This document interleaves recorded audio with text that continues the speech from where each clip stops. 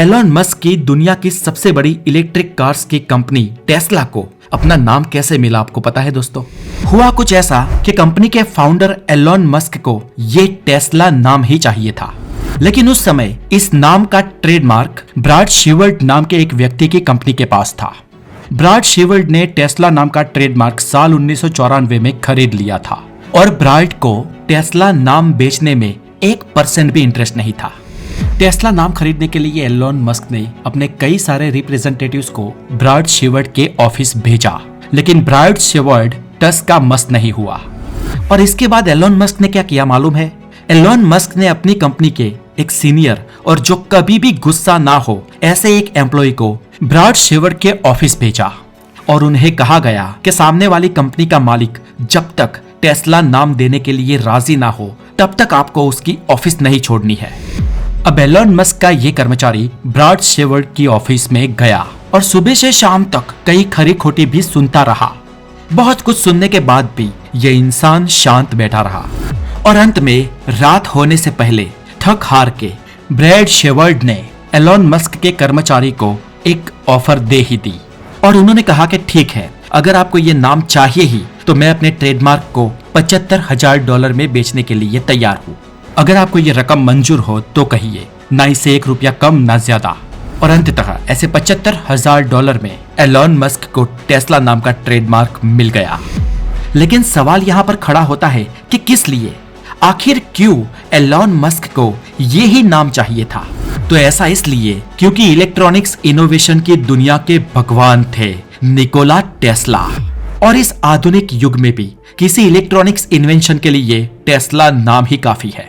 Nikola Tesla एक पर excellent electronic engineer थे, एक महान इनोवेटर थे। वो 8 से भी ज्यादा भाषा में बातें कर सकते थे और खुद फोटोग्राफिक मेमोरी कैपेबिलिटी भी हासिल किए हुए थे। निकोला टेस्ला एक उम्दा शख्सियत के मालिक थे और उनके नाम पर 300 से भी ज्यादा पेटेंट्स रजिस्टर्ड थी। लाइट, मोटर्स, पंप, पंखे, refrigerator, lift, microwave, TV, radio और यहाँ तक कि आप आज जो ये मोबाइल यूज कर रहे हो ना, इन सभी चीजों का आविष्कार निकोला टेस्ला की ही खोजों पर आधारित है। और वायरलेस कम्युनिकेशन के सबसे पहले क्रिएटर भी निकोला टेस्ला ही थे। अपने बचपन में ही निकोला टेस्ला ने नायग्रा फॉल्स से बिजली उत्पन्न हो सकती है ऐसी कल्पना की और युवा होते ही उन्होंने ये कल्पना साकार भी कर ली। और इतना ही नहीं, निकोला टेस्ला एक महान कवि और फिलोसोफर भी थे।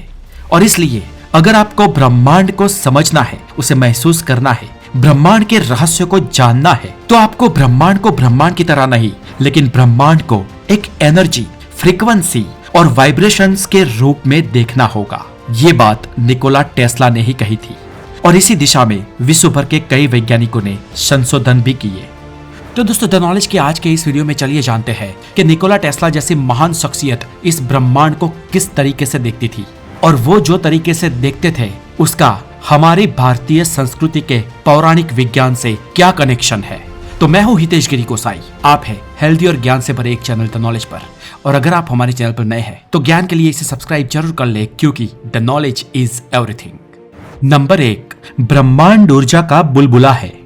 अगर आपको ब्रह्मांड को समझना हो तो आप इसे एनर्जी, फ्रीक्वेंसी और वाइब्रेशन के फॉर्म में देखिए। निकोला टेस्ला की इस बात को डॉक्टर जे रावल ने बहुत ही सरलता से और बेहतरीन रूप से समझाया है। उन्होंने कहा है कि यह ब्रह्मांड और कुछ नहीं लेकिन एक ऊर्जा का बुलबुला, यानी कि यह बबल ऑफ एनर्जी है। हम जिसे इलेक्ट्रोमैग्नेटिक वेव्स कहते हैं, सिर्फ उसे ही अगर हम ठीक रूप से समझ पाए तो शायद हम पूरे विश्व के तत्वों को समझ पाएंगे। इस ब्रह्मांड में आप कोई भी ऑब्जेक्ट ले लो, हकीकत में तो वो तरंग का ही एक समूह है। ये तरंग ही ऊर्जा जनरेट करती है और इसलिए चाहे कोई चीज जीव हो या निर्जीव, इन सभी तत्वों में से एक प्रकार के तरंग बाहर आते हैं, एक टाइप की वेव निकलती है। और इस ब्रह्मांड में अगर बहुत ही बुनियादी, बहुत सूक्ष्म लेवल पर देखें तो वेव के अलावा और कुछ नहीं है। निकोला टेस्ला पहले वो व्यक्ति थे जो रेडियो वेव के अर्थ को समझे थे और आज हमारी दुनिया के सभी उपकरण इन्हीं वेव्स के आधार पर चलते हैं। हालांकि ये तो सिर्फ शुरुआत है, हमारे यहाँ मंत्र विज्ञान भी है और ये फ्रीक्वेंसी साइंस का ही एक प्रतिबिंब है। जब एक कमरे में 10 लोग बैठकर ओम का नाद कर रहे हो तो वो कमरा कुछ ही देर में शांत कैसे हो जाता है। कैसे हम किसी के बारे में सोचे और उसकी कॉल आ जाती है, उसे हमारी याद आ जाती है, या वो इंसान खुद हमारे सामने होता है। ये टेलीपैथी भी वेव विज्ञान का ही एक उदाहरण है। नंबर 2, ब्रह्मांड की भाषा। दोस्तों, हम इंसानों की अलग अलग कई भाषाएं हो सकती है, लेकिन ब्रह्मांड की तो सिर्फ एक ही भाषा है और वो है मैथमेटिक्स। निकोला टेस्ला ये मानते थे कि इस यूनिवर्स की हर चीज के निर्माण में हमें सिर्फ एक चीज ही मिलती है और वो है गणित। गणित ही इस समस्त ब्रह्मांड की भाषा है। मैथ को किसी इंसान ने नहीं बनाया है। ब्रह्मांड की शुरुआत से ही मैथ मौजूद है, लेकिन हमने तो बस उसे खोजा है। जी हाँ, गणित वो भाषा है जिसका इस्तेमाल इस सृष्टि के हर चीज के निर्माण में किया गया है और सैक्रेड पैटर्न इस ब्रह्मांड की हर चीज में उपस्थित वो इंटरेस्टिंग पैटर्न है जिसे द ब्लूप्रिंट ऑफ गॉड भी कहा जाता है। और फ्रेंड्स, इस पैटर्न को बनाए रखने में भी एनर्जी का ही हाथ है। स्ट्रिंग थियरी ये साबित करती है कि इस धरती पर एनर्जी ही मिलकर बहुत ही सूक्ष्म लेवल पर ठोस चीजों का निर्माण करती है और वो ठोस चीजें यानी कि मॉलिक्यूल्स, एटम्स या वो एटम्स सेल्स बनाते हैं। ये सेल्स ही हम इंसानों को बनाते हैं और ये 1 से 2, 2 से 4, 4 से 8 ऐसे बाइनरी कैलकुलेशन में मल्टीपल होते रहते हैं। ये प्रोसेस ऐसे ही निरंतर चलता रहता है और अगर हम इस पूरी प्रोसेस को मैथमेटिकली अरेंज करें तो हमें ये सीक्वेंस मिलती है और इस सीक्वेंस में हम हर मल्टी डिजिट नंबर को एक नंबर में बदलने के लिए हम डिजिटल रूट मेथड का इस्तेमाल करेंगे और ऐसा करने पर ही तुरंत ये सीक्वेंस सामने आती है 124875, 124875, 124875। हमें अनंत तक यही सीक्वेंस मिलती रहती है और इस प्रोसेस को अगर उल्टा किया जाए यानी कि एक का हाफ, फिर हाफ, फिर हाफ, फिर हाफ और फिर इसको डिजिटल रूट मेथड से इस सीक्वेंस को एक नंबर में बदलने पर जो नंबर मिलता है वो भी सेम है 124875, 124875, 124875, 124875। लेकिन आश्चर्य की बात है कि इस सर्कल में ब्रह्मांड के इतने बड़े सीक्वेंस में 3, 6 और 9 नंबर गायब है और इस पर रिसर्च करने पर कई लोगों के सामने बार बार एक बात आती है कि 124875 थर्ड डायमेंशन को रिप्रेजेंट करते हैं, यानी कि यही नंबर एक दूसरे से इंटरकनेक्ट होकर थर्ड डायमेंशन वाली दुनिया की रचना करते हैं और इन नंबर्स के बीच में दौड़ती ये लाइट एनर्जी है जो दर्शाती है कि इनके बीच एनर्जी कभी भी खत्म नहीं होती। Energy is static, you can not destroy it and you can not generate. बस अगर कुछ होता है तो वो है एनर्जी का एक फॉर्म से दूसरी फॉर्म में कन्वर्ट होना। जैसा कि श्री कृष्ण भगवान ने हजारों साल पहले अपनी गीता में कहा था कि आत्मा और शरीर दोनों ही कभी मरती नहीं है। शरीर स्थूल है तो आत्मा एनर्जी है और इस एनर्जी यानी कि आत्मा का भी एक रूप से दूसरे रूप में बस कन्वर्शन ही होगा, उसका सर्वनाश कभी नहीं किया जा सकता है। और हमारी इस पूरी पैटर्न में 3, 6 और 9 इसलिए नहीं है क्योंकि 3, 6 और 9 शायद थर्ड डायमेंशन से भी आगे वाली दुनिया को रिप्रेजेंट करते हैं। अब दोस्तों, नंबरोलॉजी में भी 3, 6 और 9 को मास्टर नंबर कहा जाता है और इन 3, 6 और 9 को भी जब हम डबल करते हैं या हाफ करते हैं और ऐसा लगातार करते जाने पर हमें 3, 6, 3, 6, 3, 6 ऐसा एक ही पैटर्न मिलता है और जिसमें भी 9 गायब है। और जब हम 9 को डबल या हाफ करते जाते हैं तो नतीजे और भी चौंका देते हैं क्योंकि एंड रिजल्ट हमेशा 9 ही मिलता है। अब इस ब्रह्मांड में कुदरत निर्मित हर बड़े पिंड राउंड फॉर्म में बने हैं। शायद ब्रह्मांड ही गोलाकार है और गोलाकार यानी कि 360 डिग्री का रेशियो। हम सभी जानते हैं कि हर सर्कल 360 डिग्री का होता है और जब हम किसी भी सर्कल को पाई से विभाजित करते हैं तो एंगल का हर रिजल्ट अनंत तक पाइसेक करने पर भी हमें हर बार 9 ही मिलता है। धरती, चांद और सूरज जैसे किसी भी पिंड का डिजिटल रूट 9 है। स्पीड ऑफ लाइट का भी डिजिटल रूट 9 है। एक दिन में 86,400 सेकंड, 1440 मिनट्स और इनका भी डिजिटल रूट 9। आप कितने भी दिन, महीने, हफ्ते या साल ले लो, लेकिन आप जब उन सभी का सेकंड या मिनट्स निकालेंगे तो उनका डिजिटल रूट 9 ही मिलेगा।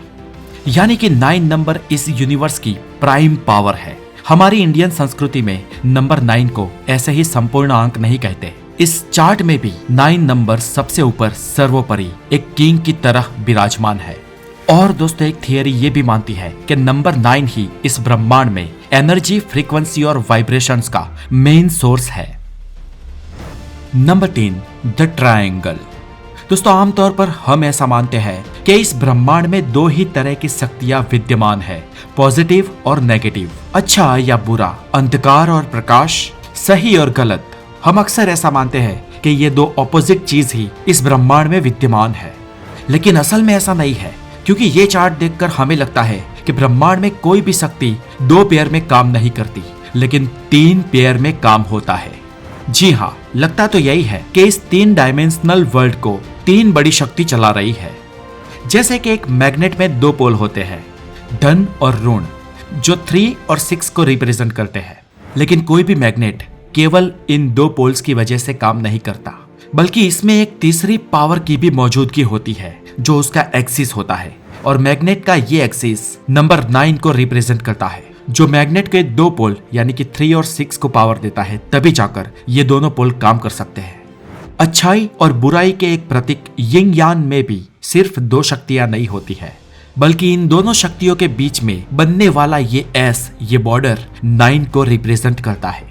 किसी एटम में भी इलेक्ट्रॉन, प्रोटॉन और न्यूट्रॉन्स 3 टाइप के पार्टिकल होते हैं, और ये एटम ही पूरी दुनिया बनाता है, जिसमें प्रोटॉन्स और न्यूट्रॉन्स के कण स्थूल होते हैं, जो 3 और 6 को रिप्रेजेंट करते हैं, लेकिन इलेक्ट्रॉन एक एब्स्ट्रैक्ट यानी कि 9 को रिप्रेजेंट करता है। चार्जेस भी 3 तरह के ही होते हैं, पॉजिटिव, नेगेटिव और न्यूट्रल। समय भी 3 काल में एग्जिस्ट करता है, भूत, भविष्य और वर्तमान।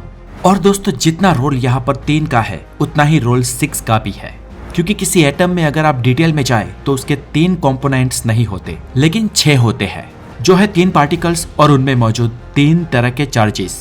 मतलब कि नंबर 3 और 6 पेयर में काम करते हुए इस ब्रह्मांड का निर्माण करते हैं, और ये सब कुछ होता है नंबर 9 के कंट्रोल में। और इस नंबर 9 की वजह से ही ये 3 और 6 नंबर यूनिवर्स में क्रिएशन कर पाते हैं। यानी कि नंबर 9 ही सब कुछ है, और वो ब्रह्मांड की हर चीज में मौजूद होते हुए भी मानो कहीं नहीं है।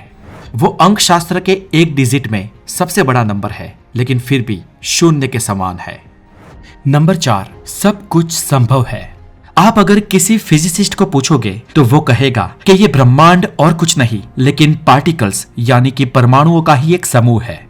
और इन परमाणुओं को जब आप बहुत ही भीतर से देखोगे, जब आप इसके अंदर जाओगे, तो शायद आपको कोई सॉलिड चीज ही ना मिले। अंततः तो अंदर आपको फ्रीक्वेंसी ही मिलेगी। और इसका मतलब यह है कि प्रत्येक विचार, प्रत्येक वस्तु, प्रत्येक जीव, प्रत्येक क्रिया ऊर्जा का ही पुंज है। और ब्रह्मांड के रहस्य को समझने के लिए फ्रीक्वेंसी और वाइब्रेशंस का उपयोग हो सकता है, इस बात का ज्ञान भारतीय संस्कृति को सालों से है।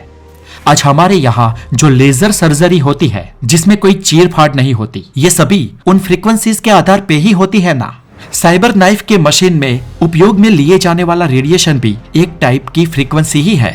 और आज इस थियरी के कारण हमारे मेडिकल साइंस में बहुत सारे इनोवेशंस हुए हैं और भी हो रहे हैं।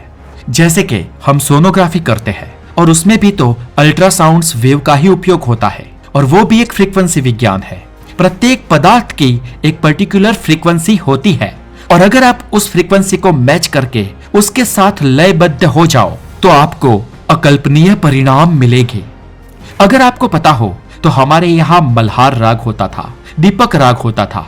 अगर आप कहो कि ये तो पुरानी बात है, ये किसने देखा है, तो आज भी हम जब अगर किसी पेड़ को कुछ भी अपशब्द बोलते हैं, किसी सजीव वनस्पति को जब हम बहुत बुरा भला कहते हैं, तो वो मुरझा जाएगा। ये बात साबित भी हो चुकी है।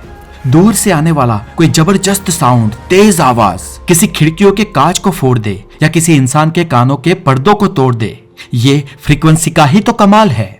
और दोस्तों, टेस्ला ये मानते थे कि ऐसी कुछ प्रकार की फ्रीक्वेंसी का हम अपने पे, हमारे शरीर पे उपयोग करें तो हमें उसके असर दिखाई देंगे। वो फ्रीक्वेंसी कोई नाद, कोई धुन, कोई म्यूजिक, कोई शब्द, कोई दृश्य या कोई रचना भी हो सकती है। Number 5, meaningful. दोस्तों, इस ब्रह्मांड में सब कुछ मीनिंगफुल है। हमारी ये दुनिया सिर्फ 2 चीजों की वजह से बनी है, एक है कारण और दूसरा है क्रिया। कोई भी क्रिया किसी कारण के बिना नहीं होती, वैसे ही हर कारण, हर रीजन एक क्रिया, एक कॉन्सिक्वेंस पैदा करता है। इसलिए इस ब्रह्मांड में कुछ भी, कोई भी चीज ऐवे ही नहीं है। हर चीज के अपने वजूद का एक निश्चित कारण होता है, फिर चाहे वो कारण हमें समझ में आए या ना आए। अगर उसका कारण खत्म हो जाए तो वो चीज भी इस ब्रह्मांड में नहीं रहेगी, और अगर वो चीज है तो कोई ना कोई उसका कारण जरूर होगा। और इसलिए इस संसार में हमें किसी भी चीज को नकारा नहीं समझनी चाहिए। तो दोस्तों, निकोला टेस्ला की नजर में ब्रह्मांड फ्रीक्वेंसी और एनर्जी का ही एक प्रतीक है। अगर आपको ये वीडियो अच्छी लगी हो तो इसे हो सके इतने शेयर करें, लाइक करें और हमें कमेंट करें। और अगर आप चाहोगे तो हम इसका दूसरा पार्ट भी आपके लिए जरूर लेकर आएंगे। तो तब तक बने रहे द नॉलेज के साथ और हमारे व्लॉगिंग चैनल द गोसाई को भी आप जरूर सब्सक्राइब करें, जिसका लिंक इस वीडियो के डिस्क्रिप्शन में दिया गया है। तो बहुत सारा ध्यान रखें। Have a wonderful day, take care.